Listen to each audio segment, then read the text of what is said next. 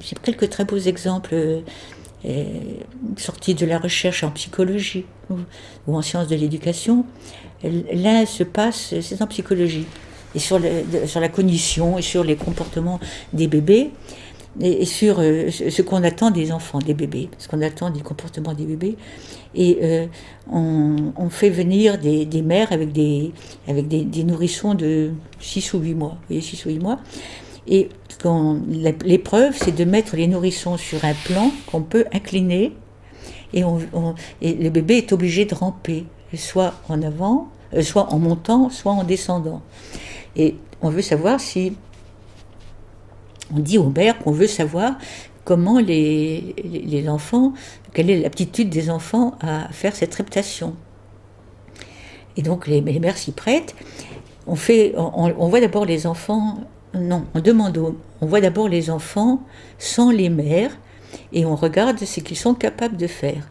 Et on s'aperçoit que garçons comme filles font à peu près la même chose, c'est-à-dire entre 20 et 25 degrés de pente, aussi bien en montant qu'en descendant. Vous voyez ?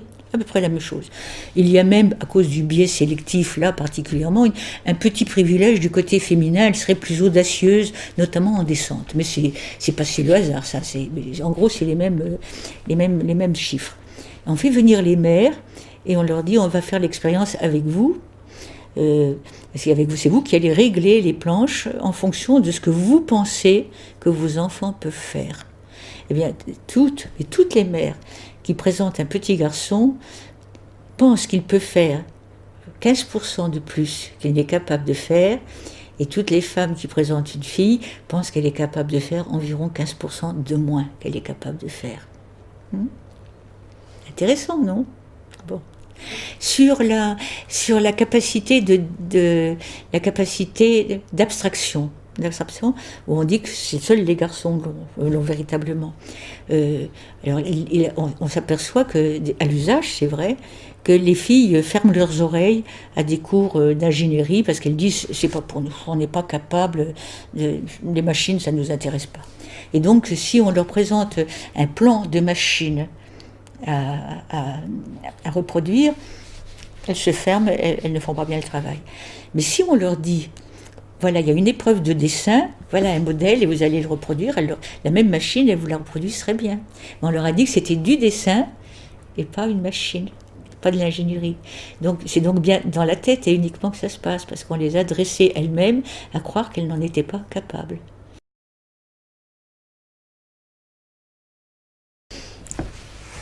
Je n'ai pas dit qu'il ne fallait pas qu'il y ait, je n'ai pas dit qu'il n'y avait pas de différence entre les hommes et les femmes, ne serait-ce que la différence, cette différence, la toute première, qui est la différence de sexe, la différence sexuée qui fait que les corps sont différents. Et qu'il s'ensuit toute une série de transformations physiques, pileuses, de la voix, des gestes, etc., la manière de marcher, en fait, toutes sortes de choses de tenir son corps, qui ne sont, encore que là déjà il y a beaucoup qui passent par l'éducation, mais qu'il y a des données qui insistent sur cette différence qui existe entre le fait d'être mâle et le fait d'être femelle.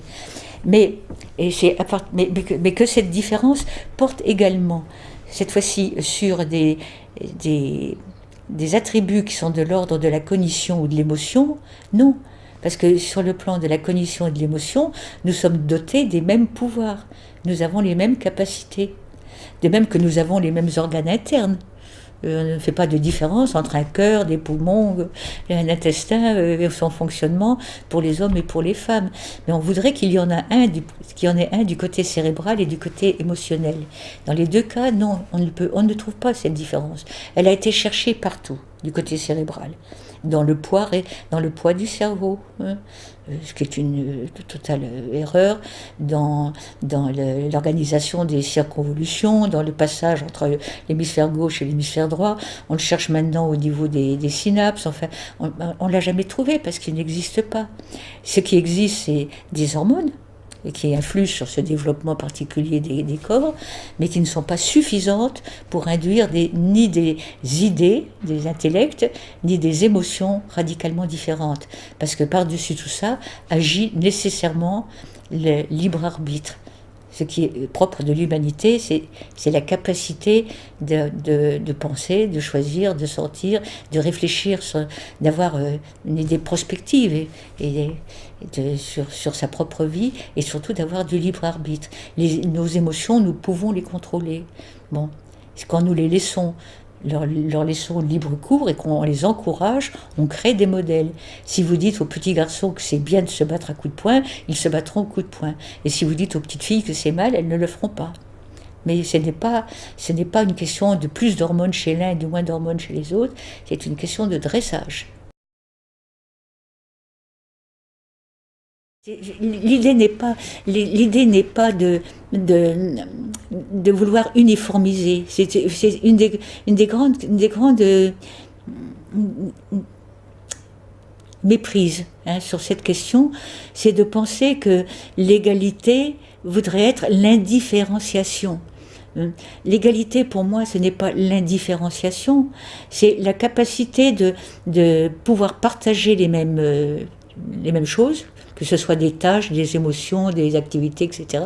Pouvoir partager les mêmes choses et avoir la capacité de regarder toutes les tâches, celles qu'on est capable d'accomplir comme celles qu'on n'accomplit pas soi-même, comme ayant le même intérêt et la même valeur.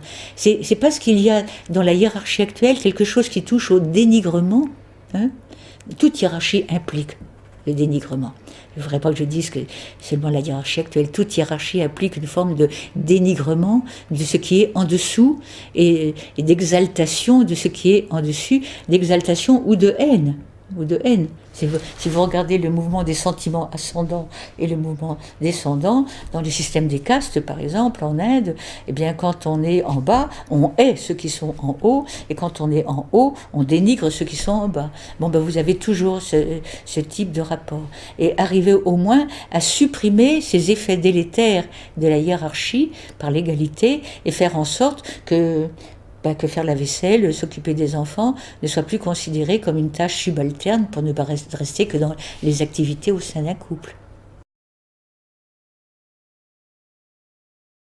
Et il gagne beaucoup, vous savez. Il gagne d'abord à ne pas devoir porter sur leur épaule le fardeau d'être celui qui décide, qui sait tout, qui contrôle, et sur qui est le pilier sur lequel tout le monde doit s'appuyer. Va demander à papa, c'est papa qui sait, ou je vais dire à ton père que tu n'as pas été sage, être vous voyez, le papa chourme, ou le papa qui sait tout, ou dans le cas de difficultés économiques, de dire qu'on emporte seul la responsabilité, le père au chômage, c'est démissionnaire, vous voyez, bon, c'est extrêmement dur. Tandis que si, quand on arrive à partager, c'est autre chose. C'est ne pas laisser à la responsabilité d'un seul le malheur qui vous arrive. Bon, c'est aussi ça. Donc, il gagne à pouvoir reconnaître sa part non pas de féminité, entendez bien ce que je dis, sa part de fragilité. On dit que les femmes sont fragiles et les hommes sont solides. Mais il y a des femmes très solides. Si on parle cette fois-ci d'individus et non pas d'hommes et de femmes, la solidité et la fragilité sont réparties sur la totalité des individus. Si je prends 100 personnes, 50 mâles et 50 femelles, les 50 mâles ne seront pas tous solides et les 50 femelles toutes fragiles. Vous aurez des très solides et des très fragiles dans les deux cas. Eh bien, qu'on soit reconnu avec sa part de fragilité quand on est un homme, comme pouvoir être reconnu avec sa part de solidité quand on est une femme, ce serait très bien. Donc ça je pense que ils auraient beaucoup à gagner de ce côté-là. De même qu'ils auraient à gagner dans leur rapport émotionnel avec leurs enfants, avec leurs parents, de pouvoir être considérés comme, non pas comme comme ce Dieu tout-puissant qui arrive de temps en temps, excédé, fatigué, surtout ne dérange pas ton père, il est fatigué, il travaille, etc.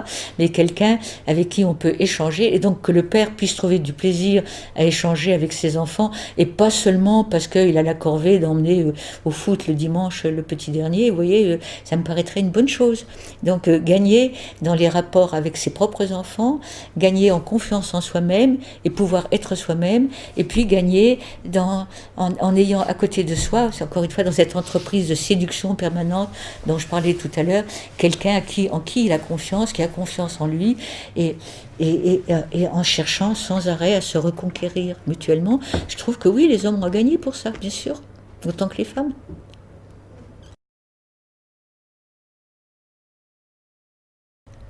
Bon, prenez toutes les sociétés du monde, vous n'en trouverez pas une seule où l'idéal pour un couple, c'est que l'homme soit plus grand que la femme.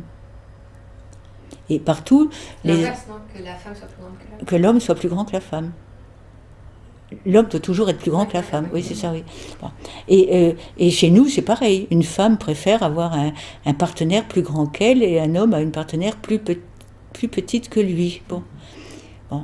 Ce qui suppose, en règle générale, que les femmes soient plus petites que les hommes. Ce qui est vrai, et moins lourde, moins corporellement bâtie, moins physiquement bâtie, moins lourde, moins puissante que les hommes, ce qui est vrai. Mais la question qui est posée, est-ce que c'est naturel ?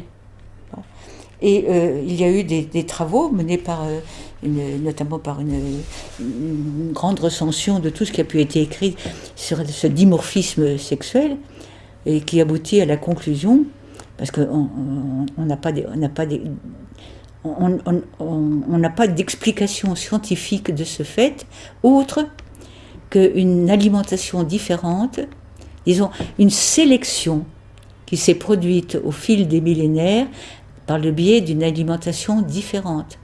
Une alimentation différente où on donne aux garçons l'accès aux protéines et au calcium, donc à la viande, si vous voulez, alors que les femmes subissent des tabous alimentaires et sont nourries davantage de bouillies, de choses émollientes, et encore plus quand elles ont besoin d'allaiter ou quand elles sont enceintes, avec toute une série d'interdits, mais des interdits sont des interdits qui ne sont pas fondés rationnellement, ils sont fondés en fonction de représentations que l'on a du mouvement des substances, des humeurs du corps qui se rencontrent. Bref, on pense qu'il est mauvais pour les femmes d'être mises en rapport avec du sang ou avec des choses puissantes comme la viande quand elles en auraient le plus besoin. Résultat, les femmes, dans toutes les sociétés, n'ont pas sont trop petites pour accoucher aisément, ce qui implique d'ailleurs une très forte déperdition féminine au moment des accouchements, parce qu'elles présentent ce qu'on appelle des dystocies, elles ont un bassin trop étroit, etc. Donc c'est une lourde perte pour l'humanité. En fait, il n'y a pas de correspondance du même ordre dans le monde animal. Alors pour quelles raisons mais il y a des animaux où les femmes, où les femelles sont plus petites et pratiquement. Non, pas de lion, je sais pas. Non, chez les insectes, oui, on le sait, chez les menthes religieuses, chez différents insectes, vous avez des insectes où les femelles sont plus grosses que les mâles, qui jouent simplement le rôle d'inséminateur et disparaissent très vite. Mais dans le monde animal qui nous est propre, c'est-à-dire les mammifères, bon, bien, il y a des différences corporelles, mais qui sont pas très importantes.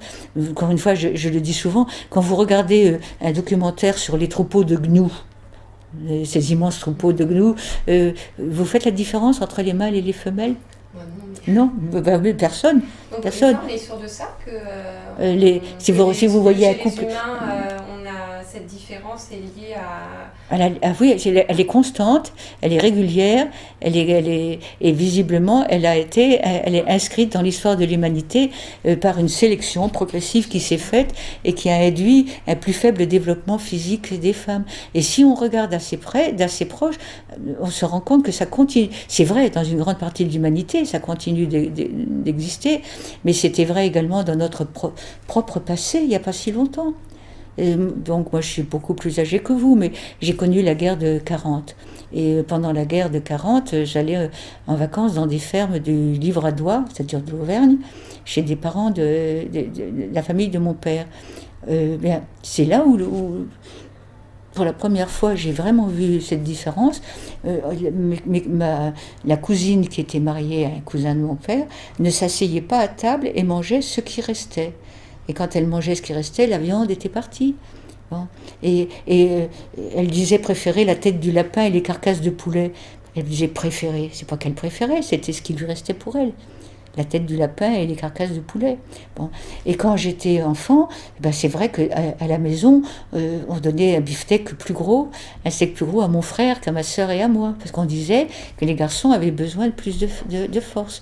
Et bon, je pensais que c'était terminé ça, mais encore tout récemment, je disais cela lors d'une conférence, il y a une jeune femme qui est venue me trouver en me disant « Vous m'avez fait honte parce que je me suis rendu compte que je faisais ça chez moi à la maison. » Je donne plus de viande à mon fils et à mon mari que pour moi et pour ma fille.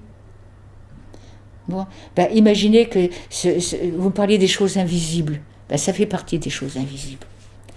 Et cette chose invisible, la différence de taille, fait partie des choses qui paraissent naturelles. Elles ne sont pas naturelles. Elle a été acquise.